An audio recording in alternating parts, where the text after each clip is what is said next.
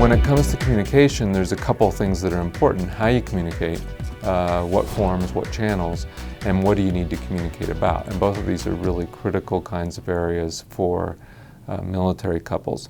We feel comfortable talking about anything, from the boring daily grind type of stuff, how was your day, to sharing future hopes and goals and dreams and emotions. We've worked hard at it, and I feel comfortable sharing a lot with her, except I still can't get her to talk college basketball. When the military member comes home and is able to talk to the spouse, that opens up a whole nother avenue of communication. And when you're talking about what happened at work, particularly if you're staying at home with the kids, that gives you an outlet in which to have conversations about whatever.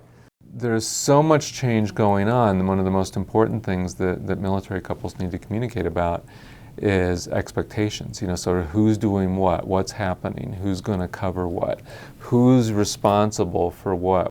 She'd come home and she'd say, okay, hey, tonight I'm going to have you do this. No. You're not going to have me do anything. You can ask me to do something, and I'll be happy to help and do what you ask. But you're not going to have me do this or order me to do that. It doesn't work like that. If you leave stuff alone and you let it fester, it's probably going to turn into a much bigger issue down the road. We never stopped communicating.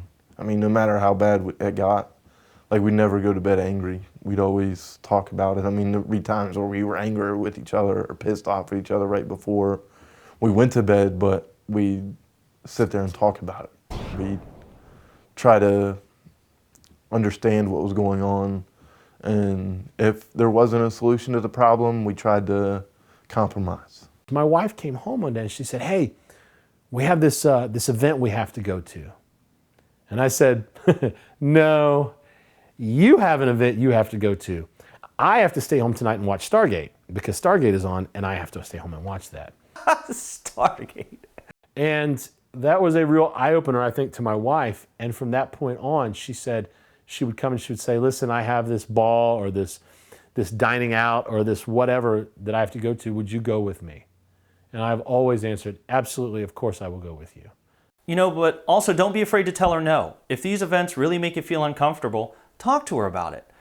Should you go? Yeah, at the end of the day, you're a team and you need to support each other.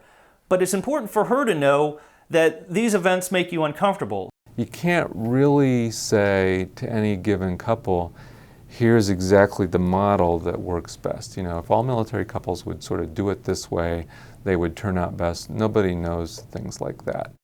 I am overly emotional, and she's not, so I don't like pushing too much on her. I don't want to spew emotions all over her, and because that drives her crazy.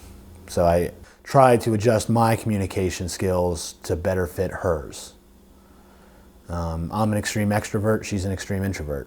So knowing that I can't just, when she walks through the door, I've got to change the way I greet her. Just quick kiss, hello, how you doing, on your way. Go do what you got to do, and then we talk when the opportunities come up.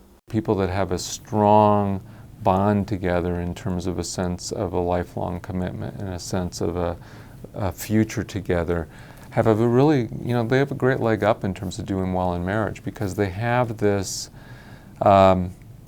sense that this isn't just me and you, this is us as a team with a future together. And when people have that and they nurture that and protect that, they're going to do better in marriage. They're going to do better than other couples when life throws a lot at them. I'm not Private Smith that you can order around, Captain Blake or Major Blake or now Lieutenant Colonel Blake. It doesn't work like that. I don't respect your rank. I don't respect the rank that you wear or anything about that.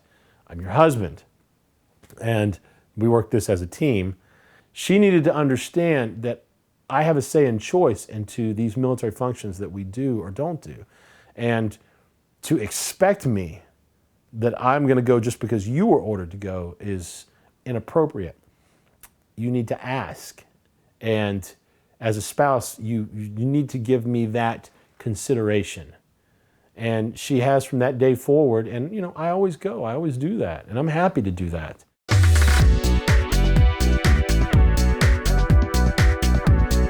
having some discussions here and there about the future. Not where you're trying to lock it down, because that's unrealistic with the amount of change you're going through, but where you're just kind of dreaming together about what do you want to be doing 20 years from now?